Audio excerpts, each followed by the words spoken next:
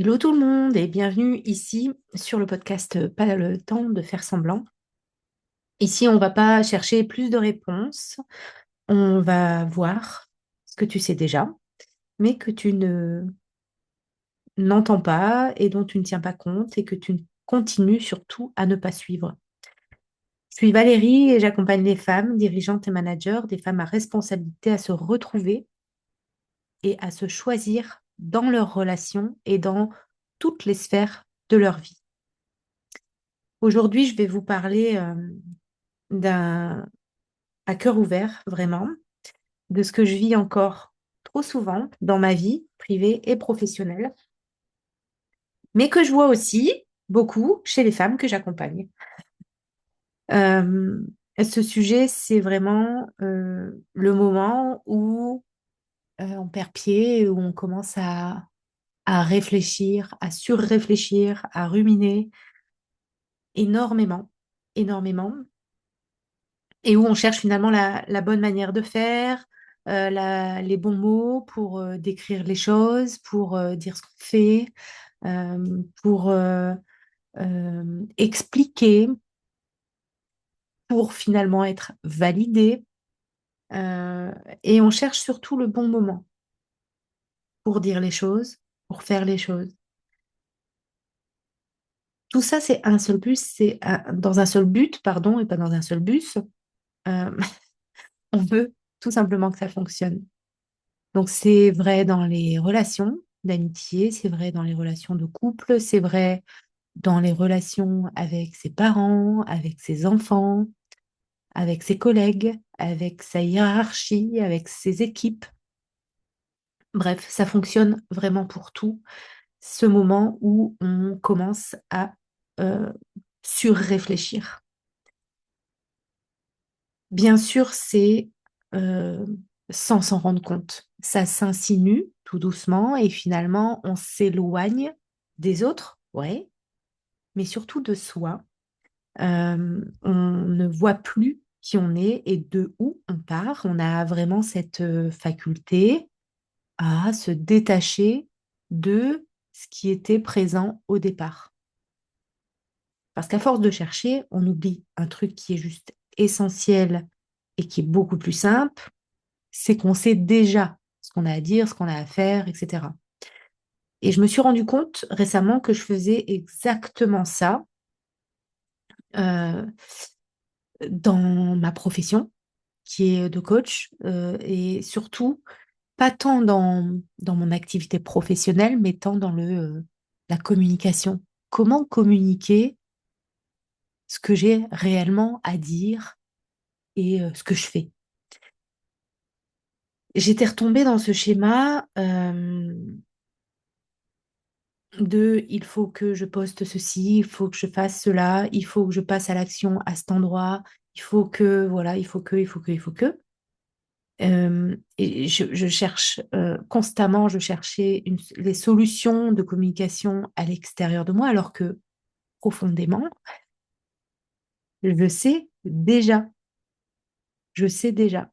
Et c'est un truc de dingue. C'est que euh, quand, euh, quand ça part dans tous les sens, dans, dans, dans mon corps, complètement dans mon corps, euh, voilà, là aussi j'ai du mal à mettre des mots dessus.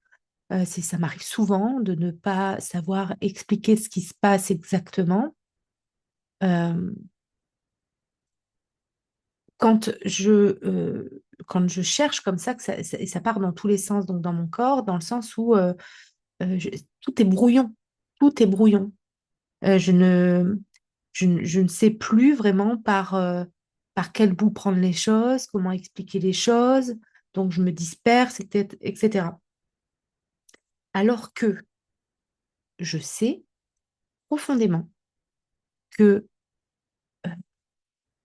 ma voix, donc ma voix avec laquelle je parle, est une voix qui a de l'impact. Et c'est comme si je m'étais mis aussi un trop gros challenge là derrière, c'est-à-dire que, oh là là, ma voix impacte, donc ce qui sort de ma bouche doit être parfait. Euh, Or, rien. parfait. Ça, c'est du blabla qu'on entend souvent, mais c'est bien réel, c'est que rien n'est parfait et que c'est dans l'imperfection que je suis la plus impactante. Ça a été très difficile à accepter et à m'en rendre compte, surtout. Euh, donc, tout ça pour dire que surréfléchir, c'est quelque chose, c'est un schéma qui nous éloigne de nous-mêmes et de ce qu'on ressent et de ce qu'on a à dire finalement. Euh, il y a quelque temps, donc pour vous donner l'exemple de ma communication au niveau professionnel, il y a quelque temps, euh, j'étais sur Instagram et je me disais, bon, voilà, il faut que je fasse des réels face caméra. Mais du coup, je me suis mis une telle pression derrière que euh, bah, j'étais pas contente de moi. J'étais pas spontanée, j'étais pas dans le flow de ce que j'avais à dire. Et ça, on avait beau me le dire avant mes coachs, mes mentors, mais dans mes formations, on avait beau me le dire. euh, c'est quelque chose que je savais, mais c'est quelque chose contre laquelle je luttais aussi parce que pour moi, euh, c'était euh, limite, je passe à la télé, quoi. Et oh, on va se calmer. Tu es juste sur Instagram, tu as peut-être quelques petites vues sur Instagram, c'est déjà pas mal, mais prends le temps voilà, de grandir, quoi. Alors, pas grandir en nombre de followers, hein, grandir au niveau intelligence émotionnelle et corporelle. Voilà, donc de savoir respirer au bon moment, de savoir poser sa voix, tout ça fait que j'ai mis du temps à... Il y a eu des étapes par lesquelles je suis passée qui ont été loin d'être confortables, mais ça revient et ça revient régulièrement parce que pour moi, en fait, on n'est pas parce qu'on l'a compris sur pouf, sur un truc que on a compris sur tous les schémas de vie, quoi. D'accord? Donc, quand on commence à ruminer, à surréfléchir, eh bien, on s'éloigne de soi. Ça, euh, on le ressent dans le corps, mais vraiment. On ressent que c'est lourd, on ressent que c'est pas fluide, on ressent que c'est pas une évidence, quoi. Euh, et c'est vraiment très lourd. On le ressent, quel que soit le type énergétique euh, en human design, parce que j'utilise le human design dans mes accompagnements, quel que soit le type énergétique ou l'autorité intérieure qu'on a, euh, on- le corps parle. Et quand c'est lourd, c'est lourd. C'est que c'est un mensonge, que ce n'est pas pour nous, qu'il y a quelque chose qui est pas juste, qui sonne pas juste en fait.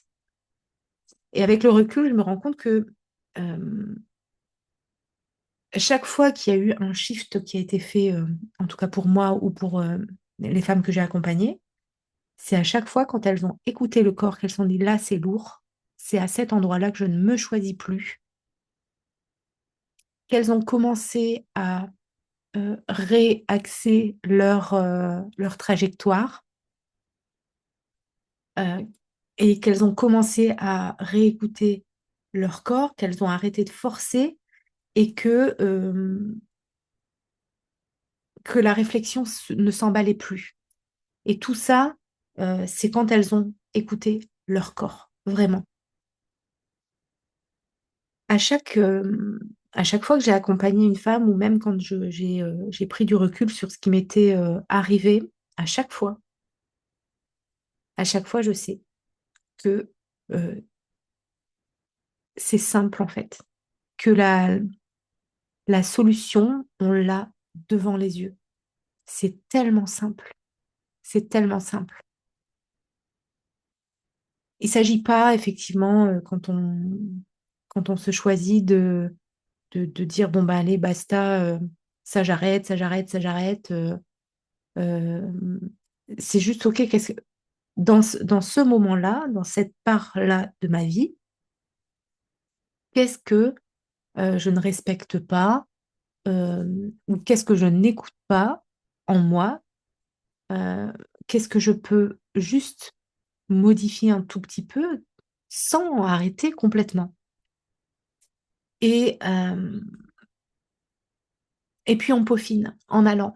Et puis, bah ouais, c'est pas super confortable quand on peaufine en allant parce qu'on se dit que on va perdre quelque chose, parce qu'on se dit qu'on va manquer quelque chose, parce qu'on se dit que les gens vont nous juger, que les gens vont croire que...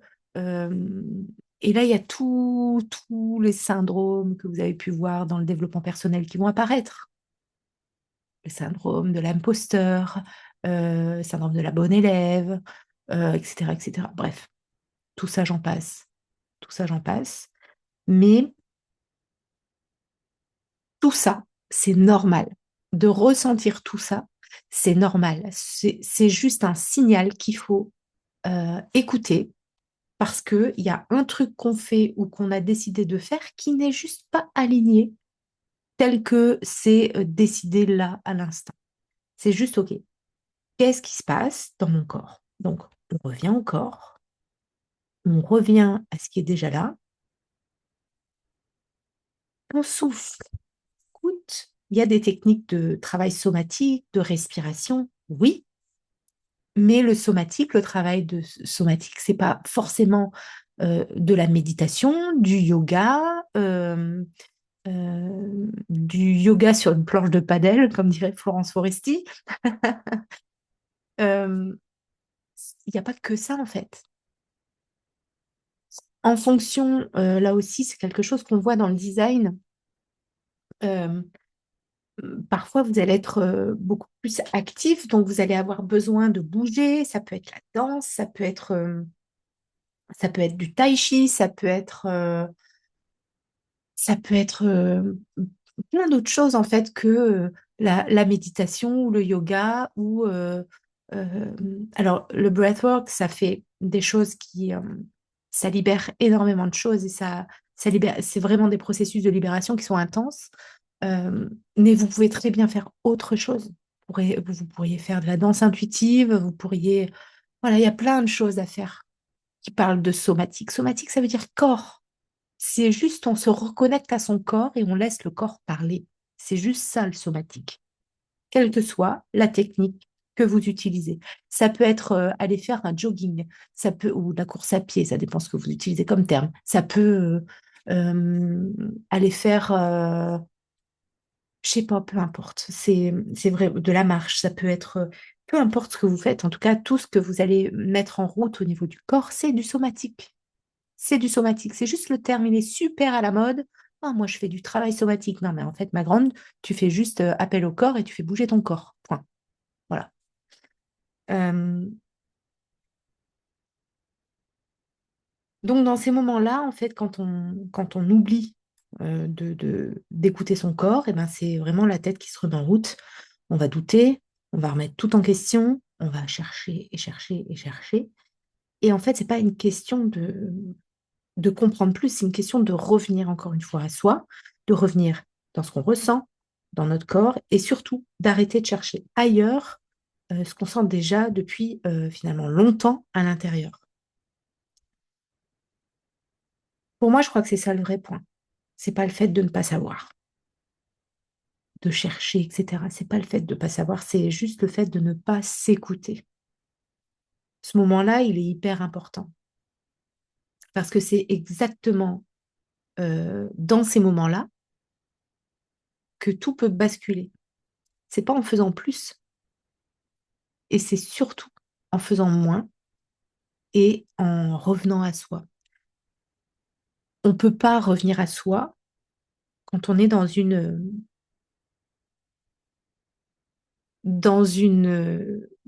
je cherche mon mot, dans une cascade d'action en fait. Si tu ne reviens pas à toi quand tu es sans arrêt en train de faire, c'est pas possible. Faire, c'est une évidence. Euh, voilà, quand on vit, on fait. Voilà, on est en vie, donc on fait. Ok, on bouge, on s'active, on fait des choses, etc. Mais si à un moment on ne prend pas du recul en se disant, OK, souffle, reviens à toi, est-ce que c'est OK? Est-ce que c'est encore aligné? Est-ce que c'est encore juste pour toi, cette situation, cette relation, euh, ce travail? cette activité professionnelle, est-ce que c'est encore juste pour toi de faire ça?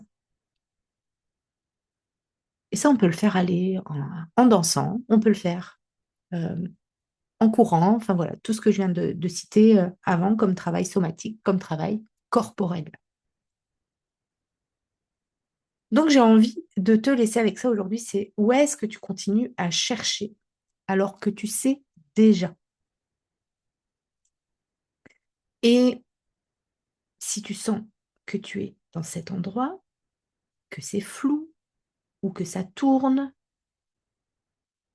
ou que c'est lourd, eh bien, et que tu n'arrives pas à le faire seul, ok, je peux très bien t'accompagner dans ce moment-là qui est important. Et si ça te parle, eh bien, écoute, tu peux me contacter en privé. Si tu penses que ça peut intéresser quelqu'un de ton entourage, tu peux lui envoyer ce podcast. Ça me fera très plaisir de pouvoir accompagner ou aider, en tout cas juste par ce podcast, et dire qu'il faut juste revenir au corps. Euh, voilà, donc revenir à soi, voir clair et s'écouter vraiment. Je te dis à très bientôt, à la semaine prochaine pour un nouvel épisode.